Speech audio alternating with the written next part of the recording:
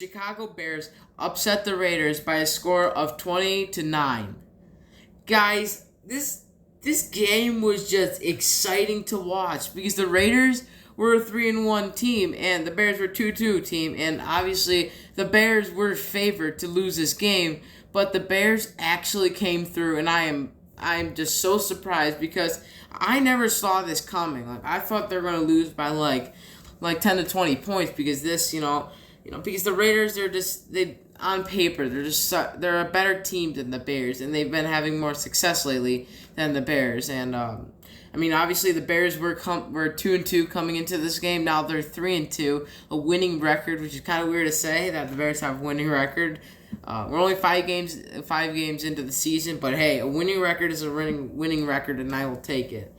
So the Raiders were favored to win this game, and guys, I just want to tell you guys, Justin Fields came into the Death Star, as they call Legion Stadium.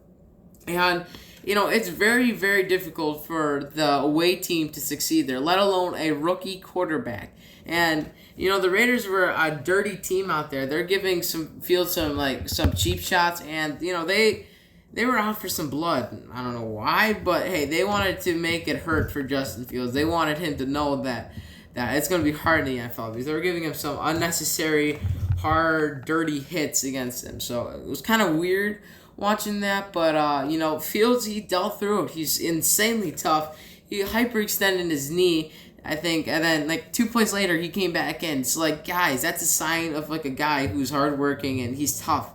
And that's what you want to see. But every single time that Fields got hit, I'm like, please don't be a season-ending injury because I just want to keep him healthy. Because I have so much hope in Fields. I just want him to stay healthy, and I don't want to see him getting hit. And a lot of them were after he threw the ball, that wasn't much of the offensive line's fault. But the Raiders were a bit of a dirty team out there. And you are in Las Vegas, so there's a lot of crazy Vegas fans out there, cheering on the Raiders, and so I'm so surprised that Fields actually came through and beat the Raiders, one of the top teams in the NFL right now, and his Fields just looked very, very, very comfortable out there. He only threw for 111 yards, partly due to the reason because the Bears don't want to pass the ball. I don't know why. We're successful at it when we do pass it, so why don't we pass it more? So the Bears had 111 yards. Fields got his first NFL throwing touchdown, passing touchdown. So, that's a bright spot there. In total, the Bears had 119 passing yards. You guys are wondering why Justin Fields had 111 and shows up as 119. Andy Dalton came in for a few plays and got 8 yards. So that's the reason why. But, obviously you want to get that number. These good teams are putting them up in the 300s for passing yards and, getting closer to the 400s. That's just how the NFL is today.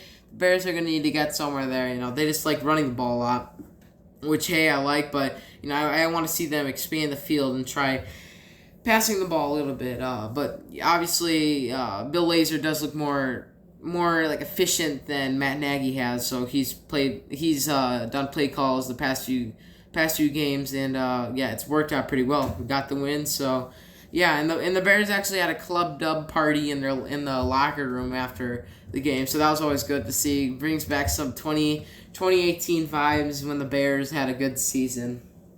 So so Fields, I'm very, very impressed with him. He kept getting hit, and he was a trooper out there, and he's just a warrior. He kept pushing through it, which is kind of crazy. He's only 22 years old. 22 years old, guys. He's right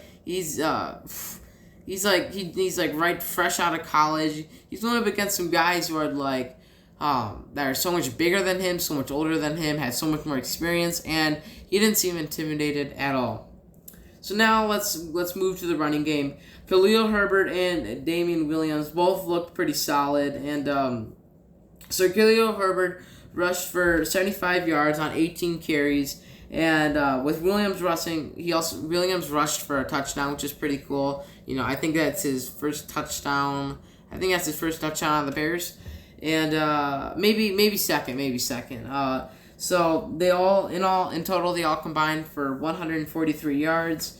And the run game wasn't the best, but it wasn't bad. So you want to keep putting up. You need the offensive line to keep doing good, and they didn't do too bad this week. But imagine when we get Tevin Jenkins back. I don't even know the status on him right now. I think he's supposed to come back like week 6 or week 7. I don't know. I'm just hoping it comes quick because the Bears are gonna need him going up against the better teams. Like the Packers. The teams that we have down the road. The Bears have a very, very, very tough schedule. In the upcoming few games, I would say next 4 games are very, very hard. Obviously, next week we have the Packers, and the Packers definitely are going to bring a huge challenge, and the Bears have not had the best history recently against the Packers. So now, let's get to the people who really should be getting most of the credit, is the defense. The Bears' defense got 3 sacks and another interception. So they're number 1 in the NFL for sacks, which brings back 2018 numbers. That's great. Sacks are they really help the entire team. If the defense succeeds and the offense more than not will succeed because it gives them the ball more and more opportunities to obviously score. So defense always comes first in my opinion. And so for turnovers, we're also one of those top teams in turnovers, which is also good to see. You have those interceptions. I think we have one forced fumble, then a recovery. So that's all good. That's always good to see. And they held one of the best offenses in the NFL to only 9 points, guys. That is an elite level defense. And Sean Desai, I mean, the first game against the Rams, I was really doubting him. I'm like, oof, it's not looking good. But guys, remember, that's his first game as the Bears defensive coordinator. Against the Bengals, he did better than week 3. You had the Browns, obviously. The Bears defense did not do too bad against the Browns. It's just that they were on the field for literally 75% of the time, and they got tired. So I don't really blame you on that one. Against the Lions, he was looking really good, and then obviously now against the Raiders, he was looking superb as well. So another honorable mention: Cairo Santos keeps his streak alive. I think it's in the 30s now. It's a franchise record for the Bears. He passed that already. He keeps chugging along, keeps kicking those with no big deal. So I'm hoping he could just keep taking it for a long time. I wonder what the NFL record is for that. That'd probably be in the 50s maybe. I don't know. So yeah, and he also got the game-winning field goal just to ice the game at the end, and I was really happy when he made that. He just looks so comfortable out there kicking those field goals. As you saw, it was the Packers and I forgot the other team. It was the Packers and somebody else. I forgot, but they literally kept missing field goals. Mason Crosby missed 3 field goals that would have been game-winning. Guys, wow, 3 field goals. That's a big deal, and especially these guys practice it every day in practice. It's crazy. The NFL, there was a record set this week. I think there's a combined 18 missed PATs this week, the most in NFL history in the Super Bowl era. That just is insane, guys. 18 missed field goals or missed PATs, and these guys do it every single day, which is, it's kind of crazy.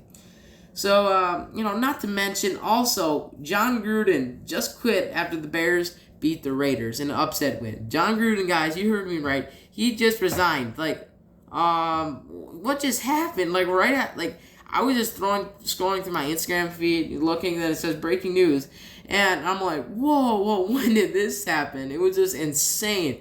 And it's literally he's doing this right after he loses to the Bears. I mean, maybe he's too embarrassed to lose by the Bears, and maybe no one in the NFL, maybe everyone in the NFL who loses to the Bears will get embarrassed, and he was just too embarrassed. He just wanted to quit the job. I'm just kidding, but that's kind of crazy as well. Right after the Bears come into the Death Star and beat his Raiders. So yeah, guys, that pretty much wraps up my video. I basically covered everything: offense, defense, run game.